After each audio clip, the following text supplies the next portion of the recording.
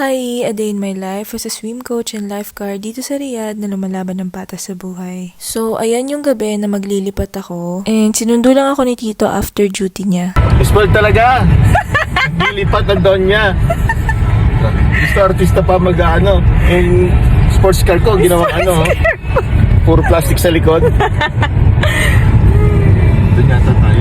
And bago kami dumiretso dun sa bahay, sabi niya lilibre daw muna niya ako dito sa Baitoti. Masarap daw yung mga pagkain dito, tsaka paborito daw talaga niya dito. Unang dumating itong Lomi Batangas, something like that. Huy, hindi nagtagal. Huy, hindi nagtagal. Pero dumating na rin nga tong mga iba pa naming orders. Tapos, syempre, nilantakan na ng mga person na gutom. Galing pa kasi si Tito sa duty niyan, so hindi pa siya kumakain. And ako naman, 2 p.m. na tapos yung duty ko, kaya medyo nagmadali talaga ako. Kasi sabi niya, papunta na ako, hoy! Sabi talaga yun, sobrang ang pagmamadali ng person. Na-tense talaga ako. Pagkatapos namin kumain, diretso na kami dun sa bahay na lilipatan ko. Thank you, Tito, sa pagsundo at pagtulong sa akin sa pagbubuhat ng sobrang daming gamit ko.